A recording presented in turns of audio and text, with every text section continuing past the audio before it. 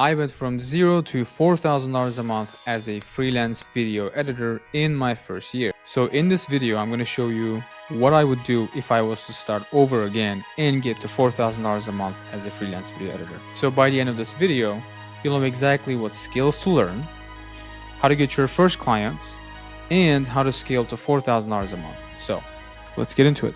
The reason why we're aiming for $4,000 a month is it is a good amount to live a comfortable life in most of the countries.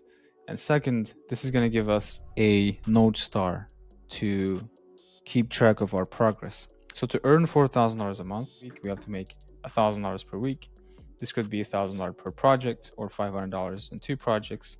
We can take 4 projects and charge $250. This is going to look different based on what you're offering, what type of edits you're doing, and how much you're charging. But make sure you do the math before we move on to the next step. So I outlined a 3-month learning and client acquisition plan for you. This plan is the plan that I would follow if I was to start over with video editing. So full disclosure here, this video is not meant to be an in-depth technical tutorial of any particular software.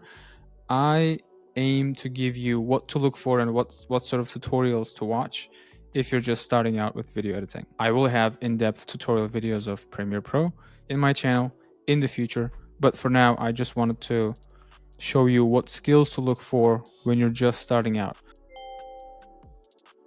The first 2 weeks is all about getting familiar with Premiere Pro, learn and create shortcuts. This is going to save you a lot of time because those clicks add up, and we're going to explore the most used panels. So let me quickly show you what I mean. All right, if you're just starting out, this may look a little intimidating to you, but all the action happens in these 3 panels. So the project panel will hold all the assets for the video. So if you want to upload your clips, your sound effects, your audio tracks, your effects, and anything else you create inside this project file will live here. And the timeline is where you perform the editing. And then if you want to change anything about the clip, you are going to go to effect controls. Take the first 2 weeks, get familiar with the software, learn what each panel does, watch a lot of beginner tutorials, and I'll see you guys in the week 3 and 4. So in the next 2 weeks, I would focus on transitions. I actually have a free Premiere plugin for you called Mr. Horse. If you type mrhorse.com and download the Premiere Composer plugin, it'll show up as a panel here. In here, you will get the starter pack, which is free. And the free pack is very generous. And this is all you need to get started. This is going to save you a ton of time. I use this pack mainly for transitions, but you can also try using text boxes, social media elements, sound effects. All you have to do is drag and drop it onto the timeline. It's simple as that. But again, this is not meant to be an in-depth Premiere Pro tutorial. So moving on. The next thing I would learn is color grading. Color grading happens under Lumetri color panel. Again, all you have to do is learn what each effect or each toggle does to the footage, so that you know once you get your footage from your client, if the color is off, if it's underexposed, you know that you gotta increase the exposure. If it's saturated, you know you have to bring the saturation down a little bit. If it looks too cold, then you know you have to increase the temperature for a little bit. Or if you're looking for a less warm look, you know that you have to bring the temperature down in the minus. So spend some time in the Lumetri color panel and get familiar with each effect.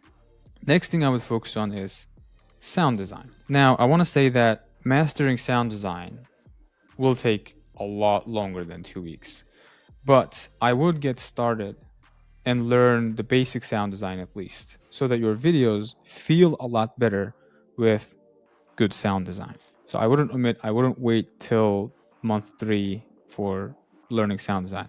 But again, this is going to take you a while. So if you can't get it right for the first time in the first 2 weeks or the first 6 or 8 weeks, don't worry. You will need to use a lot of intuition when you're doing sound design. And for that intuition to develop, you do need a lot of practice. But if you watch a few sound design tutorials, I am sure you'll be caught up to speed. I use a service called Epidemic Sound for all my sound needs. You can do your research on it, but I would recommend using Epidemic Sound. It is not free, it is unfortunately paid, but all the sound tracks that you download from Epidemic Sound will be copyright free, so you can use them on a social platform, on your clients' YouTube channels, etc.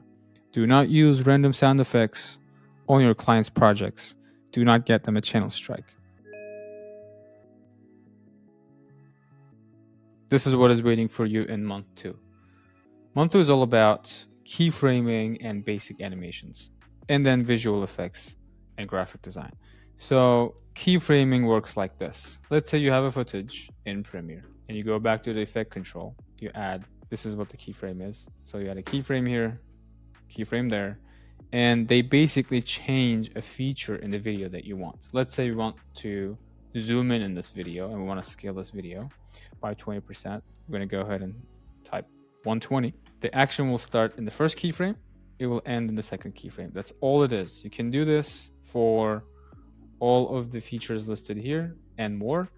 So at its basic, this is what keyframing is.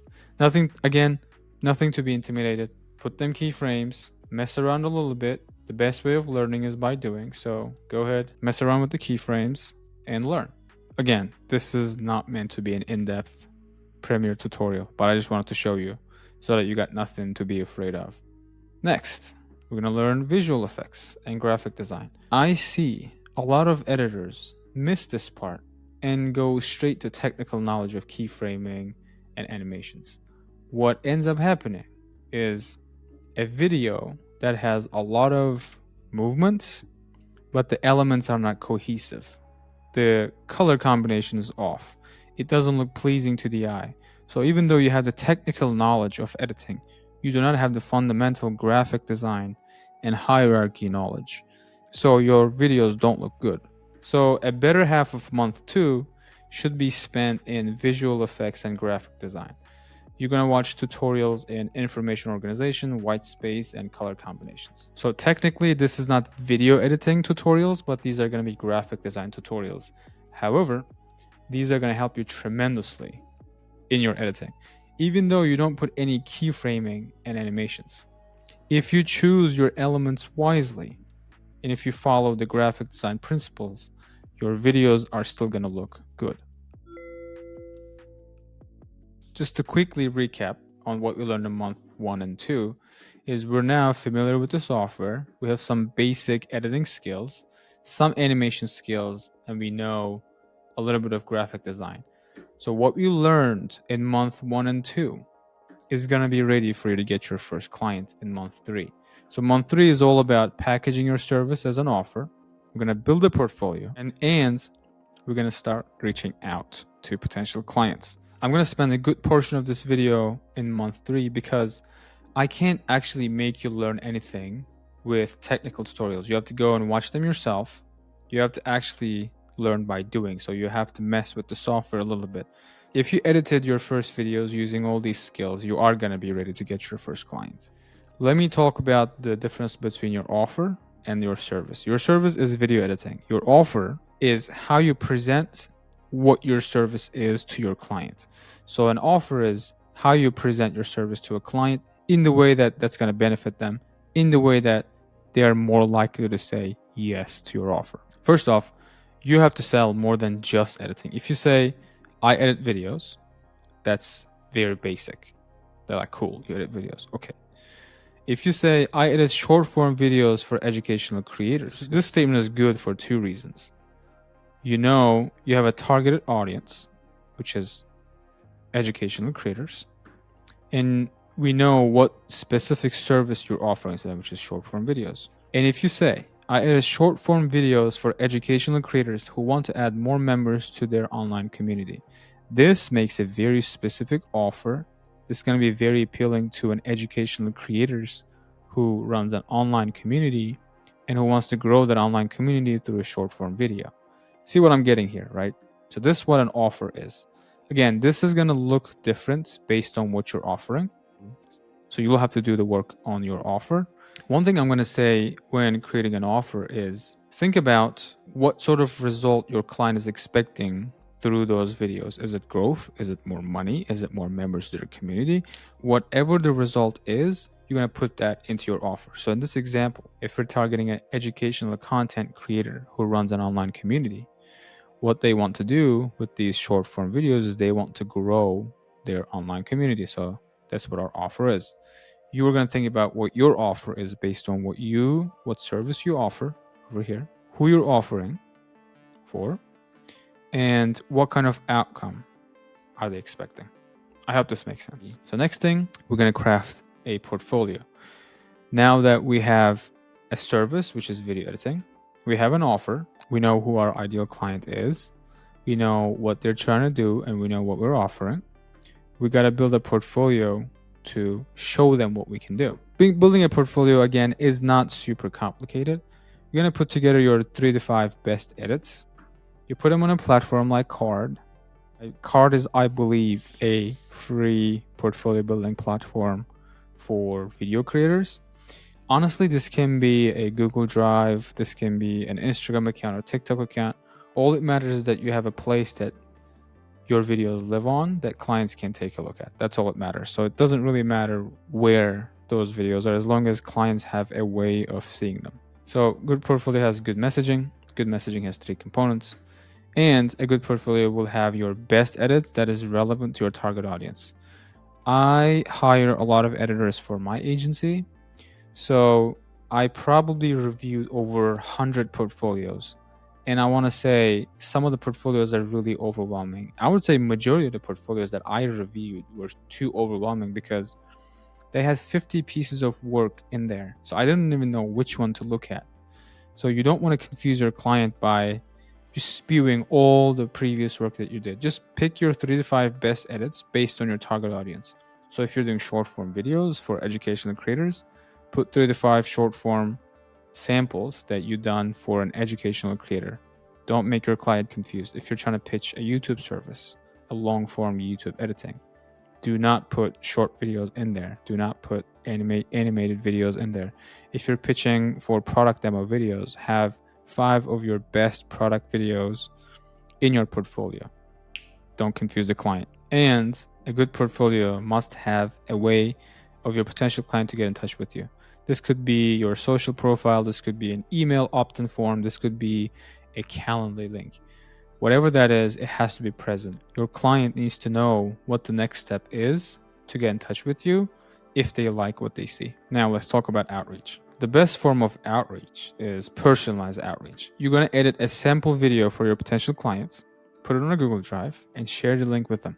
And you're going to type this message. Hey, Mr. Client, I edited this video for you, and you're going to insert the video link. Feel free to use it on your socials. Yes, you are giving this video away. And if you're looking for an editor, I'd like to work together. All my best, your name. That's all you need. This messaging works because I use the exact template and got responses from big accounts like Zuby, Bedros Keuilian, Danny Miranda, and Enrico Incarnati. They're all big creators. They all responded to my message and they were all positive. Alex, what is up, man? First of all, I have to say, great job, because most people, man, and I mean this, the reason I'm responding to you, most people would tell me that they can edit a video for that, like that for me, and you did that. So, number one, props to you for taking action, like, really. A trap I see beginner editors fall into at this stage is they want to make money too quickly. They rush the process, they push the client, they try to extract more dollars from the project, and ultimately lose the client. You don't want to do that. This is your first client or one of your first clients. You have to respect the client. You're going to make as easy as possible for them to stay and work with you. Do not try to push the client for higher rates. Do not try to charge more. You have to play the long game here. At this stage, your goal is not to make money, but to lay the foundation for the future of your editing career. Trust me on this one. This works. If you edit a video for a creator, and if the video is good, if you send them this message, they are going to respond if they see this message. And if they like the video, they are going to work with you. Trust me on this one. I've done it many times. This outreach method works. Now, we're going to turn this free project into paid project. If your free sample is received well, you're going to start a sales conversation with the client. You're You're going to offer to charge the minimum amount that you can for the project, and you got to lock this client in. Again, a lot of editors fall into this trap, trying to charge more too quickly, too early. What matters at this stage is you get consistent clients. Like, there is going to be a time where you are going to raise your rates because you will have so much work than you can handle. Then that's the time to raise your rates, not when you're chasing the clients. So they have the upper hand right now. So you got to make it as easy and seamless for them to stay with you. And sometimes you won't hear back from the client. That's all right. Follow up a few times. And if you get no response, just let them go. Don't waste your energy on unqualified people. If I send this message to a client and they don't respond, I'd follow up once or twice, but I wouldn't keep pushing. Otherwise, it gets really annoying. I get those messages, and after like fifth or sixth follow-up, I end up blocking those people. So don't be those people. Follow up once or twice, and if you don't hear back from the client, just move on to the next one. It's no big deal. Now, the last point of this video. Now, what we want to do is we want to scale to regular monthly income with retainers. So couple ways you can do this. You can either offer the same service on a discount and lock the client in on a subscription contract. If you are working constantly with this client, and if you're, let's say you're editing a lot of short form videos for this client, you can say, hey, Mr. Client, I'm going to do 20 short form videos and my current rate is $20 per video, which is equal to $400 a month. I can do this for $360 a month if you are willing to sign a retainer agreement with me.